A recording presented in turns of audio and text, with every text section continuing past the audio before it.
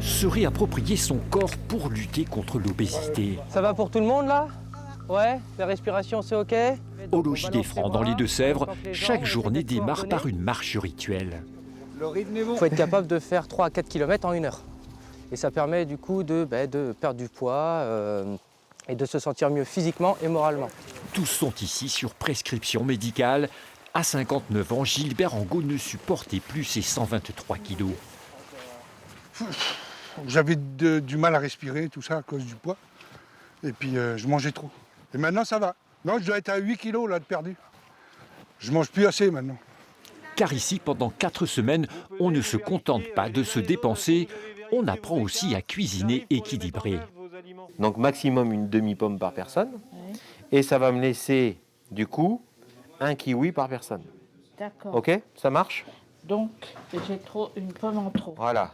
Alors l'objectif de l'atelier, c'est se dire dans l'environnement dans lequel on vit, comment on peut manger en suivant les conseils diététiques, et puis comment ça peut s'intégrer dans notre rythme de vie. Donc je ferai 70 grammes pour le riz. Voilà, c'est ça. J'apprends et je pense que je pourrai comme ça continuer chez moi à faire cet équilibrage qui me permettra de, si je ne perds pas du poids, au moins de me stabiliser dans ce que j'aurais perdu ici. L'espoir d'une vie meilleure. À 76 ans, Chantal Ponce retrouve l'envie de se battre après des années de souffrance. Pour le regard des autres. On est OK? Automatiquement, quand on est un peu gros, un peu obèse, eh bien, on nous regarde plus, quoi. Comme elle, 250 patients passent ici chaque année.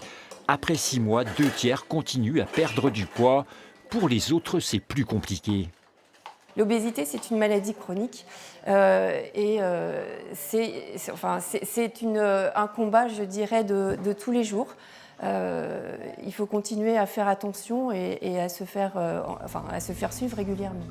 Pour faire face à la demande, le Logis des Francs va prochainement ouvrir un hôpital de jour, 2 lits pour 6 mois d'accompagnement.